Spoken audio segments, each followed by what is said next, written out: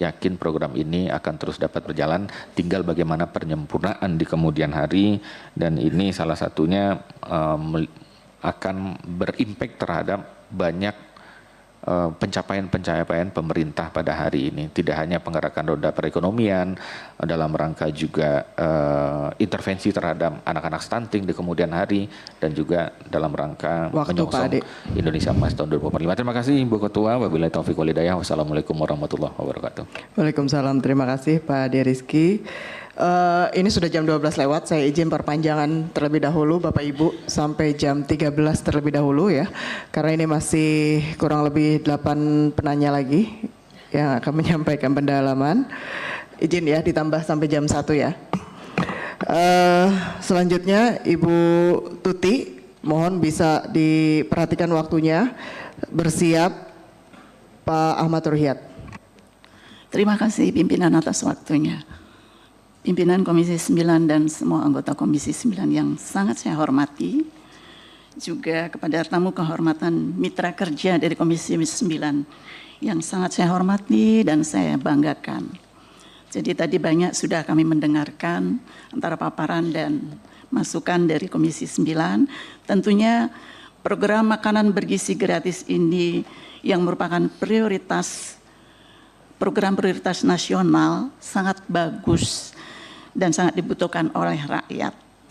Namun ada hal penting yang juga diperlukan, yaitu tentang mengedepankan perspektif anak dalam program makan bergizi gratis ini. Ada temuan utama yang ingin saya sampaikan dari perspektif anak. Karena kalau dari perspektif ekonomi banyak sekali manfaatnya dan sudah disampaikan oleh banyak teman. Yaitu yang pertama adalah perubahan perilaku, di mana pola makan daripada anak-anak ini pola makan sehat, kecuali dapur atau SPPG yang telah melakukan fraud. Yang kedua, meningkatkan konsentrasi belajar bagi anak-anak, terutama pada saat makan bersama dengan teman menjadi hal yang paling banyak disukai di sini. Nah, yang ketiga ini mungkin masukan ini harus diperhatikan juga, yaitu tentang rasa dan kualitas dari makanan. Kalau rasa makanannya tidak disukai, itu banyak yang terbuang, dan kami sudah melihat secara langsung, tidak bisa dipungkiri lagi ini banyak yang terbuang juga. Untuk itu marilah kita carikan solusinya, Pak Dadan, karena setiap menghadapi tantangan ini pasti ada solusinya, Pak. Saya ingin memberikan masukan terutama yaitu tentang personil BGN yang ada di lapangan, yaitu SPPI-nya yang selaku pengelola daripada dapur. Itu perlu memang betul-betul dibenahi secara total. Diberikan edukasi yang lebih detail tentang tupoksinya masing-masing. Pertama, 3 orang ini adalah gizi. Dari ahli gizinya itu saya mendapat data riset bahwa hanya 49,4% menerima edukasi cuma 4-5 kali. Jadi ini sungguh di bawah 50%, Pak. Jadi kalau saya melihat di sini bahwa edukasi gizi yang bersifat tidak formal dan tidak terstruktur. Jadi gizinya, Pak, tolong dibenahi. Yang kedua, maksudnya tenaga gizinya, kepala dapur yaitu kontrol terhadap distribusi makanan. Harus ada catatan jam berapa selayaknya diantarkan makanan bergizi MBG ini. Itu bisa diatur di lapangan, Pak. Kemudian dapur dan accountingnya harus benar-benar ikut memperhatikan kualitas bahan pangan dan mengambil produk-produk yang ada di sekitarnya apabila tersedia, bukan dari keinginan accounting sendiri yang tidak masuk akal. Seperti contoh, karena accounting punya langganan sendiri tetapi jaraknya jauh dari dapur, itu diprioritaskan, padahal maunya kita kan menghidupkan UMKM yang ada di sekitar dapur itu. Ini terjadi, Pak, fakta, saya ini berbicara berdasarkan fakta, dalam penyerapan aspirasi di lapangan Komisi 9 yang langsung turun juga melakukan pengawasan. Jadi catatan saya Pak, hak anak yang terpenuhi dengan menjamin kualitas gizi dan keamanan pangan. Seperti apa yang saya mengutip dari Profesor Dr. Taruna Ikrar, bukan pangan kalau tidak aman. Terima kasih. Terima kasih Bu Tuti. Saya persilakan selanjutnya Pak Ahmad Ruhiyat. Bersiap Ibu Irma Suryani. Baik, terima kasih yang terhormat pimpinan dan seluruh anggota Komisi 9 serta para pimpinan Kementerian Kependudukan dan Pembangunan Keluarga, Kementerian Kesehatan, Kepala Badan Gizi Nasional, BPOM, serta jajaran. Yang pertama, terus terang saya terkejut ya ketika Kepala BGN, Pak Dadan Hidayana, ya saya satu angkatan kuliahnya dengan beliau, angkatan 86, dengan pernyataan perlunya dibentuk lembaga independen untuk sertifikasi kelayakan higienis dan sanitasi. Sertifikasi perlu dibentuk lembaga independen untuk sertifikasi dan bekerja sama dengan lembaga independen. Saya terkejut Pak. Dalam konteks nasional dan dalam konteks kesehatan, Indonesia ini sudah punya Badan Pengawas Obat dan Makanan BPOM Republik Indonesia yang standarnya internasional. Saya baca di dalam tupoksi BPOM di sini perannya adalah pengawasan bahan baku pangan olahan, sarana produksi, distribusi dan makanan. Jadi nggak perlu dibentuk lagi itu namanya kerjasama dengan lembaga-lembaga independen. Optimalkan BPOM Republik Indonesia. Anggarannya nggak usah dikurang-kurangin, kalau perlu ditambah. Ya. Makanya saya sempat waktu pembahasan anggaran BPOM, ketika pagu anggaran bidang penindakan 0, saya teriak-teriak. Ini harus ada, bagaimana BPOM bisa melaksanakan peran dan fungsinya. Waktu pagu anggarannya bidang penindakan 0, betul Pak Taruna ya? Itu yang pertama Pak. Kemudian yang kedua, dari kasus yang saya catat atas laporan dari BGN, ini kan ada 71 kasus dengan 6.442 jiwa ya, yang mengalami keracunan. Ini luar biasa Pak. Ya. Saya berpendapat ya, bahwa dengan peristiwa ini berarti tata kelola ya, masih lemah. Hanya berbasis dari SK Deputi BGN. Belum ada Perpres. Ya. Belum ada koordinasi lintas kementerian lembaga. Ya. Jadi ini penting Pak Perpres. Betul, saya setuju tadi disampaikan oleh Pak Edi ya. Ya. Perpres yang mengatur ya, agar program Astacita Bapak Presiden Prabowo Subianto sukses. Ya. Kemudian yang kedua, melihat respon daripada masyarakat, ya, ada yang menolak dan seterusnya. Kenapa tidak? Ya. Bekerja sama dengan katakanlah Kementerian Pendidikan agar para guru mendata siswa-siswi yang mau menerima makan bergizi gratis, yang tidak mau menerima jangan dipaksa. Ya, ini juga akan berdampak pada efisiensi. Kalau saya melihat seperti itu Pak. Ya, kan kemarin dilihat tuh di Serang itu, ya, di sekolah apa tuh Yayasan Al-Izzah, ya, orang tua menolak, ya, apalagi diindikasi ternyata siswanya anak kepala wali kota, gitu kan? Ya, saya setuju dengan arahan Bapak Presiden, tidak boleh dipolitisasi, Pak. Ya, harus meletakkan segala sesuatu secara proporsional. Saya usul, ya, BGN bekerja sama dengan mungkin Kementerian Pendidikan untuk, ya, para guru ini mendata siswa-siswi yang memang bersedia untuk menerima MBG. Ya, dan hanya diberikan pada yang bersedia Pak. Ini aman Pak. Ya. Sehingga saya memprediksi akan ada efisiensi. Mungkin bisa sampai 25%. Ya, akhirnya kan pada program-program prioritas Pak Presiden bisa dialokasikan yang lain yang selama ini mengalami efisiensi. Kemudian MBG hanya bisa berlanjut jika diubah dari program distribusi pangan massal menjadi program intervensi gizi terintegrasi dengan sistem kesehatan dan pendidikan dengan pengawasan ketat, partisipasi anak ya, dan masyarakat serta regulasi yang kuat dengan Perpres. Saya sengaja catat nih Pak, ya, supaya saya bicaranya juga menjiwai, ya, supaya tidak salah. Ya, saya catat, saya baca-baca, ya, takut salah Pak. Kalau salah bahaya. Jadi ini penting Pak. Ya. Kemudian berikutnya ingin saya sampaikan bahwa sampai saat ini kami melihat bahwa menu tidak sesuai dengan standar gizi. Hanya 17% memenuhi AKG energi. Dan 45% masih mengandung pangan ultra proses. Ultra pangan proses.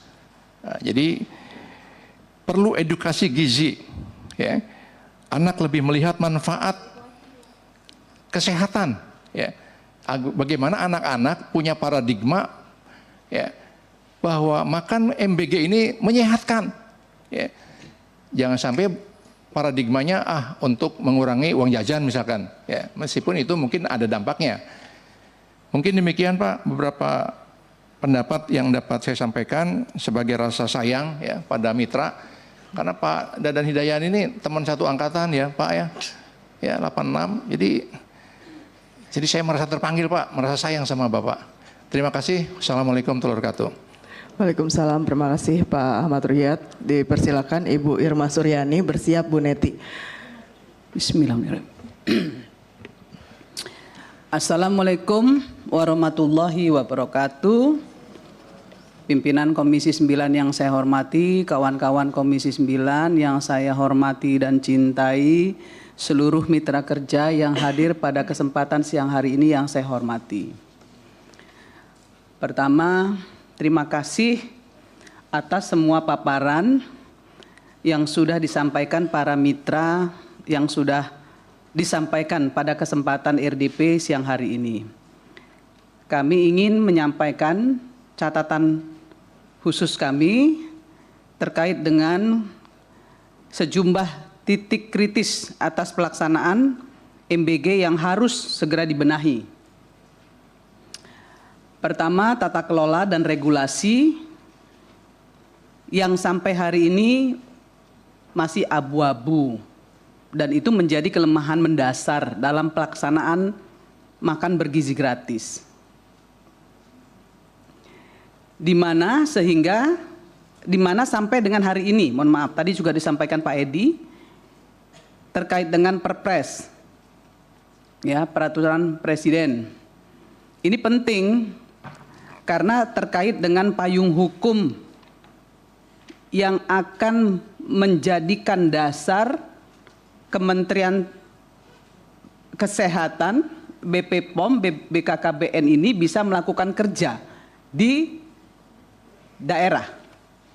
Tanpa itu, nothing semuanya. Itu yang pertama. Yang kedua, tentu anggaran. 3 mitra ini nggak akan bisa bekerja dengan baik kalau anggarannya nggak ada, Pak. Jadi anggaran yang ada di BGN itu harus terdistribusi ke 3 institusi ini. Karena BGN nggak bisa kerja sendiri. Kita bisa melihat data BPOM menunjukkan 83% KLB keracunan pangan tidak terkonfirmasi menyebabkan ya, dan sudah diinvestigasi menjadi epidemiologi ya, yang lambat penanganannya dan tidak berbasis laboratorium. Begitu yang disampaikan BPOM. Dari awal kami Komisi 9 sudah mengingatkan bahwa BGN tidak bisa kerja sendiri. Kemudian saya ingin mempertanyakan kepada pemerintah CQ BGN, kan sekarang sudah ada 3 wakil nih. Dari 3 wakil ini siapa mempertanggungjawabkan apa. Ini perlu, Pak. Contoh, misalnya Bu Nani mempertanggungjawabkan soal gizi. Kemudian Pak Sony mempertanggungjawab tentang distribusi. Kemudian mempertanggungjawabkan terkait dengan gizi dan kebersihan, misalnya seperti itu. Jadi dari 3 ini harus punya tanggung jawab sendiri-sendiri yang fokus, sehingga pertanggungjawaban bisa kami mintai pertanggungjawaban. Kami DPR ini fungsinya kontrol, Pak. Bagaimana kami bisa melakukan kontrol kalau kami nggak tahu kerjanya Bapak itu apa aja? Fungsi dari tanggung jawab Bapak-Bapak yang ada di depan hari ini apa saja itu kami nggak tahu. Jangan sampai kemudian menjadi masalah ketika rakyat seolah-olah merasa kami tidak melakukan kerja kami untuk melakukan kontrol kepada BGN, sehingga banyak kasus. Tapi perlu digarisbawahi, program ini program yang sangat baik untuk anak-anak bangsa. Untuk meningkatkan pertumbuhan otak anak-anak bangsa kita, untuk meningkatkan agar anak-anak kita ini punya kualitas ketahanan imun. Kan dengan gizi yang bagus tentu imunnya meningkat. Kalau imunnya meningkat, pasti harusnya daya tahan tubuhnya jauh lebih bagus. Bukan cuma sekedar otaknya yang berkembang, ya, kemudian karena dengan nilai gizi yang bagus, tapi imunitasnya juga harusnya naik, Pak Menteri Kesehatan. Kan seperti itu. Ya, kalau gizinya terukur, kemudian sesuai dengan standar, jadi anak-anak yang makan ini imunnya pasti akan lebih tinggi dari anak-anak yang nilai gizinya rendah. Makanya harus kita dukung nih program ini. Tapi dengan kejadian-kejadian ini, saya selalu mengatakan di semua media bahwa BGN harus melakukan evaluasi secara menyeluruh. Kemudian saya ingin menyampaikan fungsi BKKBN itu distribusi ke PAUD ibu hamil. Itu harus ditegaskan dalam kontrak kerja bersama BGN. Kan kita selama ini nggak tahu nih, yang mendistribusikan ke PAUD dan ibu hamil itu apakah SPPG yang sama dengan yang mengantar ke anak-anak sekolah. Kalau dia merupakan SPPG yang sama, kenapa ibu-ibu hamil dan anak-anak PAUD itu nggak terjadi kasus-kasus? Ini kan juga menjadi tanda tanya dan harus digarisbawahi. Kalau dia merupakan SPPG yang sama, kenapa mereka nggak ada kasus? Kenapa di sekolah-sekolah ada kasus? Harus dilakukan investigasi yang benar nih menurut saya. Kemudian fungsi Kemenkes itu harus tahu betul terkait dengan nilai gizi, sanitasi yang memadai, yang bersih, yang berkualitas, juga dengan standar higienis yang jelas. Tadi BGN mengatakan akan membuat lembaga sertifikasi lembaga independen. Saya setuju, tapi isinya bukan orang BGN, tapi isinya harus orang BP POM, orang Kemenkes, dan orang BKKBN. 3 institusi itu masuk dalam situ. Sehingga mereka lah yang mengeluarkan sertifikasi itu. Nanti yang mengawasi adalah dinas-dinas kesehatan di daerah. Karena otonomi daerah, maka anggarannya BGN harus mendanai itu juga, mengeluarkan anggaran untuk itu. Jadi BP POM, Kementerian Kesehatan dan dengan BKKBN ini harus mendapatkan anggaran yang cukup juga dari BGN. Karena otonomi daerah ini mereka nggak punya dana, Pak. Ya, jadi itu harus jelas. Nah, kemudian dapur-dapur ini harus dilakukan evaluasi, kemudian kontrol secara berkala, baik oleh Kemenkes, baik oleh BP POM dan juga BKKBN. 3 institusi ini benar-benar harus backup BGN. Enggak cuma backup, tapi anggaran juga harus dibagi, Pak. Ya, supaya jelas nanti pertanggungjawabannya. Kemudian seharusnya makan bergizi, oke, sudah itu ya. Nah, saya mau bicara sertifikasi. Ingat ya, sertifikasi ini banyak sekali disalahgunakan, diperjualbelikan. Saya menangani 3 catering, Pak, sebelum saya masuk DPR. Ya, 3 catering yang itu ribuan saya tangani, dan saya tahu persis kenapa dan bagaimana agar tidak terjadi kasus-kasus yang seperti hari ini. Saya kerja di Pelindo, Pak. Saya tanganin ini 3 catering besar. Makanya saya tahu, bukan asal ngomong, saya nggak bicara sampah, tapi saya bicara berdasarkan fakta dan data. Makanya saya minta kepada BGN untuk 3 orang, Bu Nani, 3 orang yang dikontrak oleh BGN di SPPG itu harusnya 1 menangani keuangan dan administrasi, yang kedua dia tahu persis dengan nilai gizi, ya, nilai gizi, yang ketiga tentang higienis.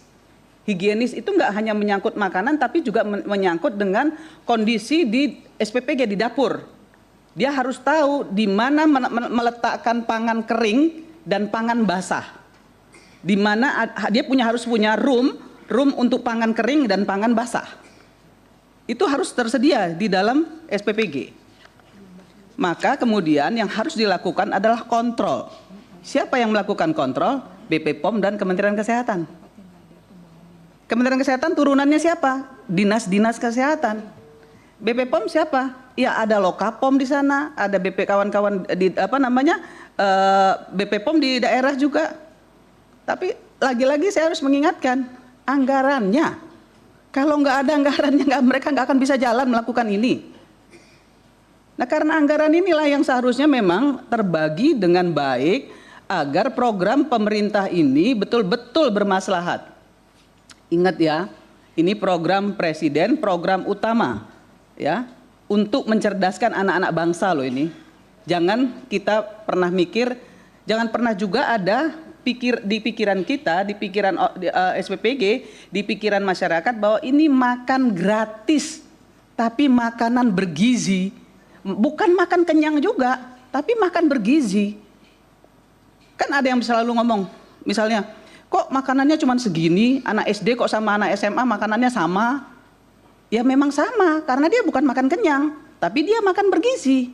Nilai gizinya yang dihitung, diukur.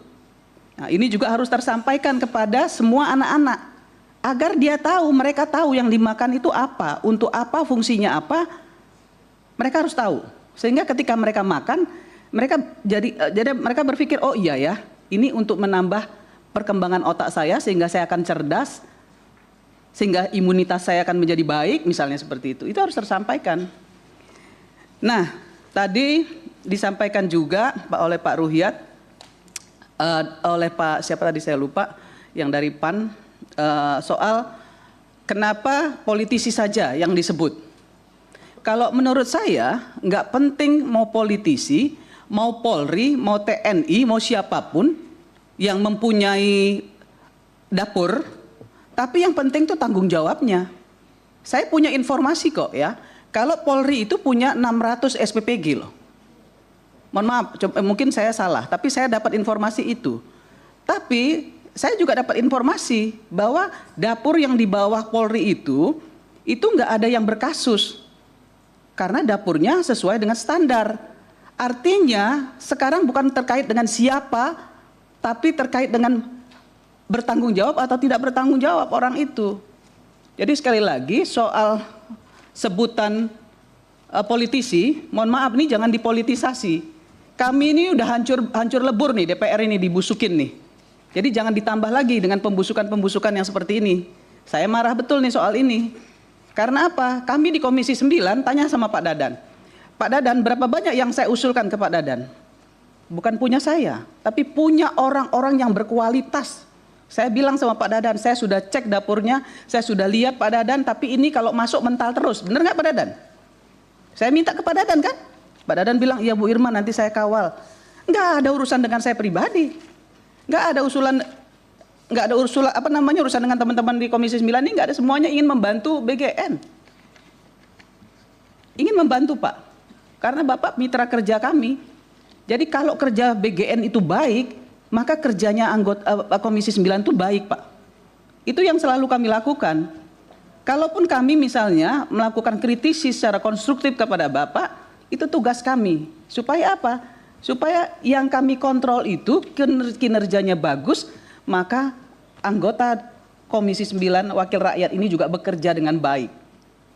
Nah, itu yang harus dipahami oleh kawan-kawan semua. Jadi sekali lagi, saya ingin sampaikan kepada kita semua bahwa makan bergizi gratis ini sebaiknya yang gratisnya itu dihapus, Pak. Makan bergizi saja, nggak usah pakai gratis karena konotasinya negatif. Karena apa? Karena niat dari presiden, niat dari pemerintah memberikan ini kepada anak-anak bangsa ini adalah niat yang sangat baik, yang sangat mulia untuk anak-anak bangsa ini ke depan punya IQ yang jauh lebih tinggi dari yang ada sekarang. Sekali lagi saya ingin sampaikan kepada kita semua, kita tidak usah saling menyalahkan satu sama lain. Yuk kita kerja sama-sama, kerja bareng-bareng. Kalau ada kritisi jangan kupingnya tipis. Ya, mulut saya memang begini Bu, memang begini Pak. Tapi ini untuk kebaikan kita bersama, nggak ada pretensi apapun dari saya. Sekali lagi, BKKBN, Kementerian Kesehatan, BP Prom libatkan secara konstruktif. Ya, jangan hanya kerjanya, tapi juga anggarannya. Ya, jangan ingat lagi ya, saya sekali lagi, jangan hanya kerjanya Pak Dadan, tapi anggarannya juga. Ya, karena tanpa anggaran mereka nggak akan bisa kerja. Tanpa anggaran semua kementerian ini nggak bisa kerja dan kami nggak bisa awasi. Ya, jadi efisiensi ini juga membuat kami kesulitan untuk mengawasi dan melakukan kontrol kepada mitra-mitra kerja kami. Karena kebanyakan kan anggarannya cuma untuk biaya pegawai, biaya modalnya nggak ada. Ya, cuman sedikit. Jadi susah kami mengawasi. Makanya saya nggak mau galak-galak lagi sama mitra Pak. Ya, karena anggarannya kecil Pak. Kasihan Pak. Ya, nggak ada lagi yang bisa diawasi kecuali BGN yang anggarannya jumbo. Nah, karena anggarannya jumbo itulah maka kemudian kami betul-betul dengan sekuat tenaga akan membantu untuk mengawasi secara konstruktif. Ya, terima kasih. Saya tutup dengan wallahul muwaffiq ila aqwamit thoriq. Assalamualaikum warahmatullahi wabarakatuh. Waalaikumsalam. Terima kasih Bu Irma. Dipersilakan Bu Neti, bersiap Pak Nur Hadi. Jelajahi cara baru mendapatkan informasi. Download Metro TV Extend sekarang.